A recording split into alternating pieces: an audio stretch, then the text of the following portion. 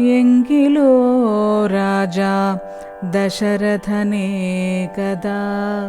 സങ്കലിതാനന്ദമാറിയിരിക്കുമ്പോൾ പങ്കജസംഭവപുത്രൻ വസിഷ്ഠനാം തൻ കുലാചാര്യനെ വന്ദിച്ചു ചൊല്ലിനാൻ.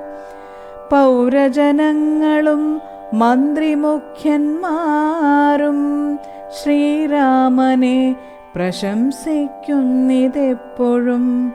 ഓരോ ഗുണഗണം കണ്ടവർക്കുണ്ടകതാരിൽ ആനന്ദം അതിനില്ല സംശയം.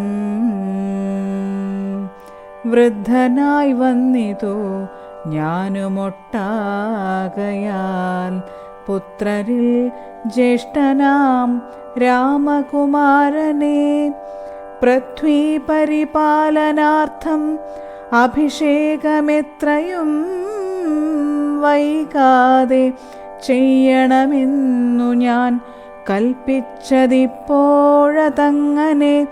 എങ്കിലതുൾപൂവിലോർത്തു നിയോഗിക്കയും വേണം. ഇപ്രജകൾക്കനുരാഗം അവങ്കലുണ്ടെപ്പോഴുമേറ്റം അതോർത്തു കണ്ടിലയോ. വന്നീല മാതുലനെ കാൺമതിന്നേറെ മുന്നമേ പോയ ഭരതശത്രുഘ്നന്മാർ വന്നു മുഹൂർത്തമടുത്ത ദിനം തന്നെ. പുണ്യമതീവ പുഷ്യം നല്ല നക്ഷത്രം. എന്നാലവർ വരുവാൻ പാർക്കയിൽ ഇനിയൊന്നു കൊണ്ടുമതു നിർണയം മാനസേ. എന്നാലതിനു വേണ്ടുന്ന സംഭാരങ്ങളിന്നു തന്നെ ബത സംഭരിച്ചിടണം. രാമനോടും നിന്തിരുവടി വൈകാതെ സാമോദമിപ്പോഴേ ചെന്നറിയിക്കണം. തോരണപംക്തികളെല്ലാം ഉയർത്തുക ചാരുപതാകകളോടുമത്യുന്നതം.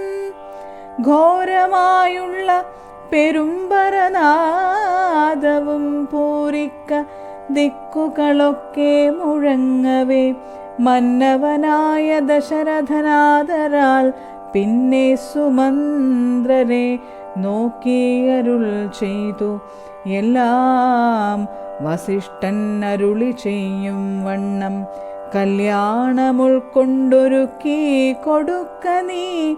നാളെ വീണം അഭിഷേകമിളമയായി നാളിക നേത്രനാം രാമനോ നിർണയം.